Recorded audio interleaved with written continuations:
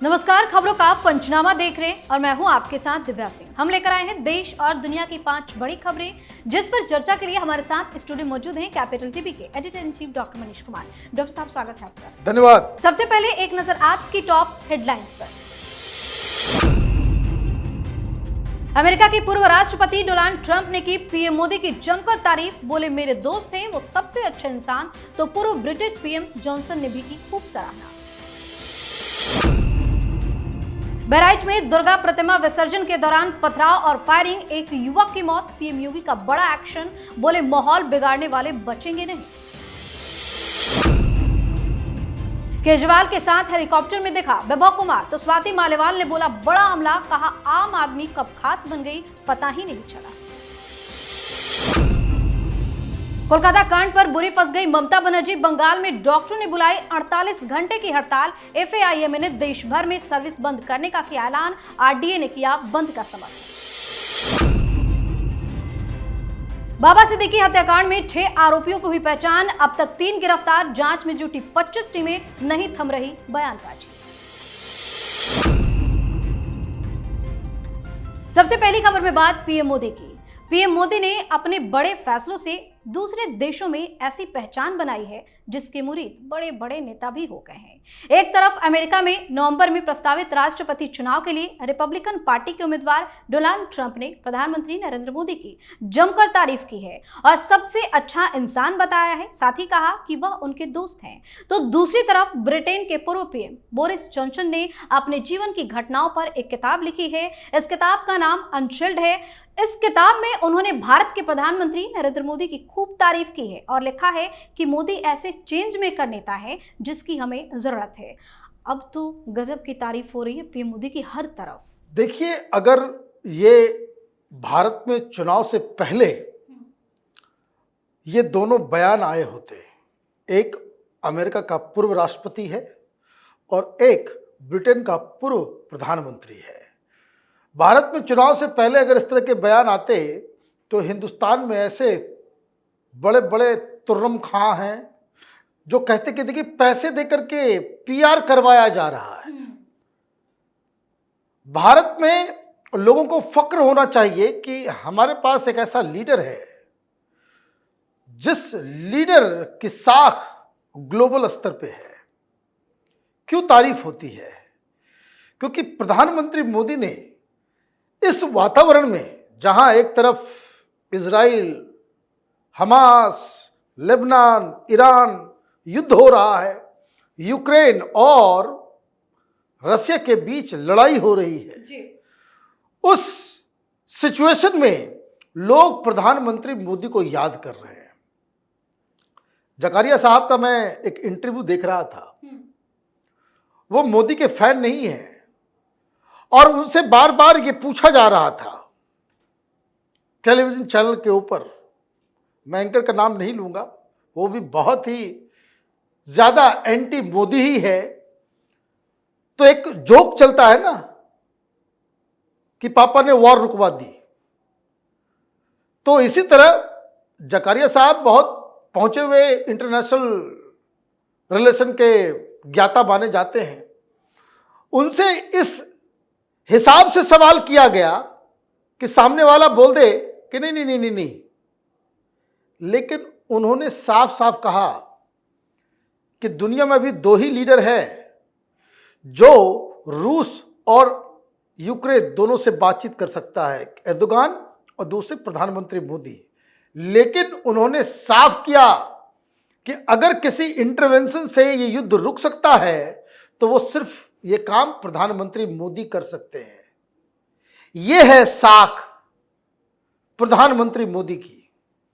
तो जो मोदी विरोधी लोग हैं, जो हिंदुस्तान में दिन रात गालियां देते रहते हैं प्रधानमंत्री मोदी को, उनको कभी कभी शर्म आनी चाहिए अपने इस निगेटिव बर्ताव को लेकर। जी, वहीं उत्तर प्रदेश के बहराइच में जमकर बवाल देखने को मिला है। यह महसी तहसील के महाराजगंज में मूर्ति विसर्जन के दौरान हुई हिंसा में एक की मौत हो गई, जबकि 5 लोग घायल बताए जा रहे हैं। बहराइच हिंसा पर मुख्यमंत्री योगी आदित्यनाथ सख्त नजर आ रहे हैं। उन्होंने कहा कि बहराइच में बवाल करने और माहौल बिगाड़ने वाले किसी भी कीमत पर बचेंगे नहीं। मुख्यमंत्री ने उपद्रवियों की पहचान कर कठोरतम कार्रवाई के निर्देश दिए हैं, जिसके बाद पुलिस ने मामले में 30 लोगों को गिरफ्तार किया है। हिंसा प्रभावित थाना हरदी और महसी के चौकी प्रभारी को सस्पेंड कर दिया गया है। मौके पर भारी संख्या में पुलिस बल की तैनाती कर दी गई है। योगी एक्शन में दिख रहे हैं, लेकिन बवाल नहीं थम रहा। देखिए, बवाल थमेगा कैसे?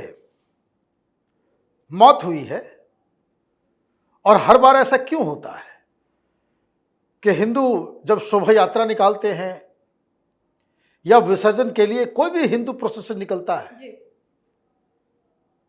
तो पत्थरबाजी होगी, हंगामा होगा, कोई सामने आ जाएगा कि भाई डीजे में चलाओ, कोई आकर के कह देगा भाई मस्जिद के सामने से नहीं निकलो, और तमाम तरह की पॉलिटिकल पार्टी। कहां है भाई राहुल गांधी, कहां है अखिलेश यादव? ये जो गंगा जमनी तहजीब के फर्जीवाड़ा में ये लोग जो राजनीति करते हैं और राजनीति की रोटियां सेकते हैं, वोट बैंक की पॉलिटिक्स करते हैं, उनको सच दिख नहीं रहा? क्या हिंदुस्तान में हिंदू अपना पर्व त्योहार भी नहीं मना सकता? तो ये जो सेक्युलरिज्म का गाना गाने वाले लोग, इन लोगों ने मन बढ़ाया है एक विशेष समुदाय का। क्या आपको मन करे भाई, ताजिया निकलती है, कभी आपने सुना कि कोई हिंदुओं ने मंदिर से पत्थर मारना शुरू कर दिया? ये गजब किस्म की मानसिकता है। वहां एक की मौत हुई है, बवाल इसलिए बढ़ा क्योंकि जो पत्थरबाजी हुई उसमें देवी दुर्गा की मूर्ति खंडित हो गई, हाथ टूट गया, और आप कह रहे हो कि भाई यहां पे, और तमाम तरह के लोग उसको डिफेंड करने में लगे हुए हैं। योगी आदित्यनाथ यहां रुकने वाले नहीं हैं। यूपी के कई सारे जगहों से इस तरह की खबरें आ रही है, और यह क्यों हो रहा है यह भी समझ लीजिए। ये जो 37 सीटें समाजवादी पार्टी जीत गई है जी। उससे मन बढ़ा हुआ है लोगों का। राजनीति अपनी जगह पे है, शांति से रहना ये अलग चीज है। और अगर आप इस तरीके से हर हिंदू पर्व त्योहार के ऊपर इस तरह का उपद्रव होगा तो ये मत समझिए कि यहाँ पे चीजें जो हैं वो शांति से सॉल्व हो पाएगी। जी, इस खबर में बात केजरीवाल की। राज्यसभा सांसद स्वाति मालीवाल ने दिल्ली के पूर्व सीएम और आप संयोजक अरविंद केजरीवाल पर निशाना साधा है। उन्होंने केजरीवाल के हेलीकॉप्टर से जम्मू पहुंचने का एक वीडियो एक्स पर पोस्ट किया। इस वीडियो में विभव कुमार भी नजर आ रहा है। इसी को लेकर स्वाति मालीवाल ने सवाल खड़े किए। उन्होंने अपनी पोस्ट में कहा कि आम आदमी कब खास बन गई पता भी नहीं चला। अपनी पोस्ट में स्वाति मालीवाल ने पंजाब की जनता के टैक्स के पैसे पर केजरीवाल के हेलीकॉप्टर में घूमने की बात कही है। स्वाति मालीवाल का आरोप कितना सही है? बिल्कुल सही है। पंजाब की इकॉनमी बर्बाद हो रही है, 3.5 लाख करोड़ का कर्ज हो गया है, और वहां का मुख्यमंत्री ऑलरेडी कई सारे दबाव में है। विभव कुमार को देख के स्वाति मालीवाल नाराज नहीं होगी तो क्या कहूंगी? जिस विभव कुमार को ऑलरेडी कोर्ट की तरफ से कहा गया कि भाई आपके मुख्यमंत्री के निवास में गुंडा क्या कर रहा था, उसको आप साथ लेकर के चल रहे हो। जब ये घटना के बाद आप लखनऊ में नजर आए एक साथ तो इतना बवाल मचा था, लेकिन ये केजरीवाल है, उसको लगता है कि हमें कौन क्या कर लेगा। दिल्ली की जनता चुनाव के समय फ्री ये फ्री वो बांट देंगे, चुनाव जीत जाएंगे, मुख्यमंत्री बने रहेंगे, कौन हमारा क्या कर लेगा। मैंने लोक लज्जा भी नहीं बची। लखनऊ में नजर आया था, कितना बवाल मचा था। आपने अब हेलीकॉप्टर में उठाकर आप लेके चले गए। क्यों लेके चले गए? क्योंकि अब विभव कुमार का दिल्ली, अब ये मुख्यमंत्री यहाँ नहीं है तो उनको मुख्यमंत्री का चीफ सलाहकार, चीफ एडवाइजर बना करके भेजने की तैयारी चल रही है। भगवंत मान के तमाम लोगों को हटा दिया गया है। सीएमओ मतलब चीफ मिनिस्टर ऑफिस जो पंजाब का है, उसके ऊपर पूरी तरीके से विभव कुमार को बिठाने की कोशिश की जा रही है। भगवंत मान के तमाम लोगों को हटा दिया गया है। यह सत्ता का नशा है। ये जो तानाशाह जो होता है उसे लोक लज्जा से जरा सा भी फर्क नहीं पड़ता, और इसलिए आप चार्टर्ड प्लेन से, चार्टर्ड हेलीकॉप्टर से जा रहे हो। ये तो पूरी तरीके से, भाई और भी बहुत सारे लोग जाते हैं। भाई आप किसी राज्य के मुख्यमंत्री होते, चले गए होते, कोई बात होती। अब आप तो मुख्यमंत्री नहीं हो, तो फिर किस अधिकार से आप सरकारी व्यवस्थाओं का फायदा उठा रहे हो? इसका मतलब है कि आप जो कहा करते थे कि हमें ये नहीं चाहिए, हमें वो नहीं चाहिए, हम बड़े संतोषी किस्म के व्यक्ति हैं, कट्टर ईमानदार हैं, वो आप हो नहीं। जी। और अब बात ममता बनर्जी की। पश्चिम बंगाल में कोलकाता कांड को लेकर ममता बनर्जी चारों तरफ से फंस चुकी हैं। घटना के बाद से पश्चिम बंगाल में स्वास्थ्य व्यवस्था की हालत ठीक नहीं है। डॉक्टर्स पीड़िता के लिए न्याय लगातार मांग रहे हैं, भूख हड़ताल पर हैं। वहीं डॉक्टरों ने अपनी मांगों को लेकर एक बार फिर बंगाल में 48 घंटे की हड़ताल बुलाई है। इतना ही नहीं, आज से देश भर में रेजिडेंट डॉक्टरों की हड़ताल है।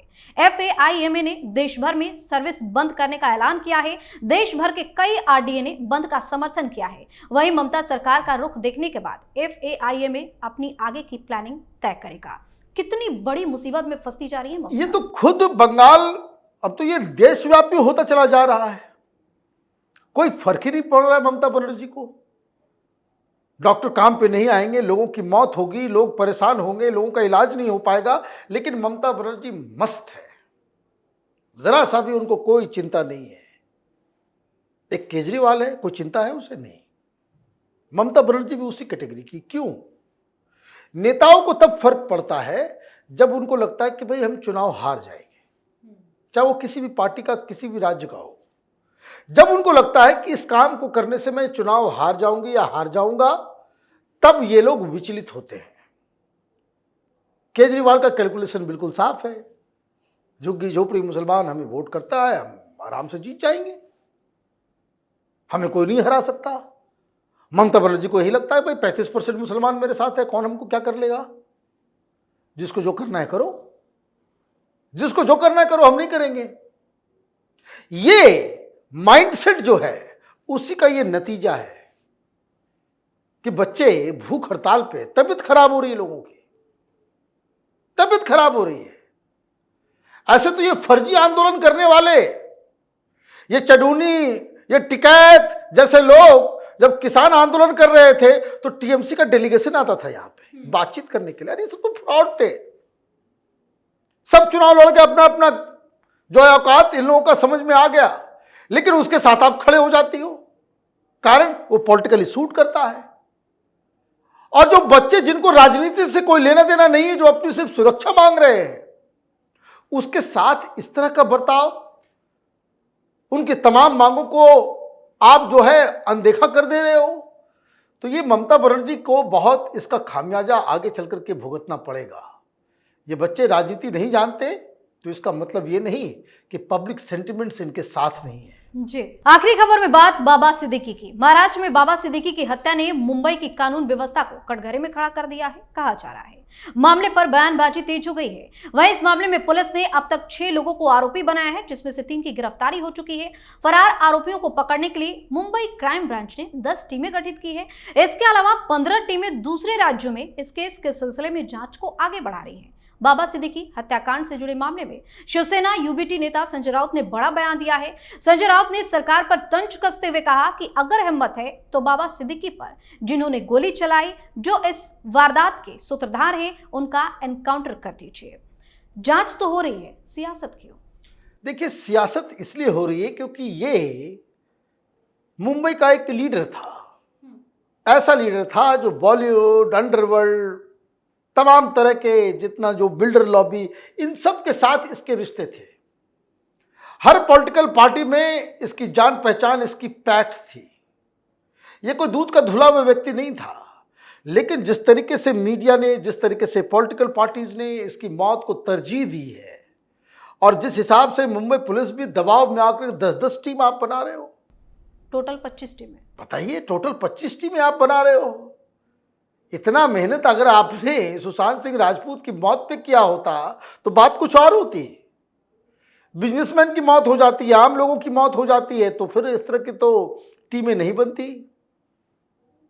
ऐसे तो टीमें नहीं, इतना परेशान तो नहीं होते। तो ये जो पॉलिटिकल क्लास है वो हमें बार बार ये याद दिला रहा है कि देखो आम जनता जो है वो कीड़े मकोड़े हैं, लेकिन ये जो पॉलिटिशियंस के साथ उठने बैठने वाले, चाहे वो गैंगस्टर ही क्यों ना हो, चाहे वो कोई माफिया ही क्यों ना हो, चाहे उसके रिश्ते डी कंपनी के साथ ही क्यों ना हो, लेकिन उनकी जिंदगी जो है उनके लिए बड़ा मैटर करती है। अब जो लोग पकड़े जा रहे हैं, इन्वेस्टिगेशन होगा, लेकिन जिस हिसाब से बाबा सिद्दीकी को यूलोजाइज किया जा रहा है कि महान आदमी थे, महानता क्या, तो शाहरुख खान सलमान खान में बातचीत करवा दी थी, दोस्ती करवा दी थी। ये उसके जीवन का सबसे बड़ा पहलू जो है वो मीडिया सामने लेकर के आ रही है। बड़ा ही शर्मनाक है। इस तरह के लोगों को हमें माथे पे बिठा करके हीरो बनाना नहीं चाहिए। बहुत बहुत धन्यवाद सर तमाम जानकारी। धन्यवाद। खबरों का पंचनामा में आज के लिए इतना ही। देश और विदेश की बाकी खबरों और उनके सटीक एनालिसिस के लिए देखते रहिए कैपिटल टीवी। हमें लाइक कीजिए, शेयर कीजिए और हाँ, कैपिटल टीवी को सब्सक्राइब करना बिल्कुल ना भूलें। धन्यवाद।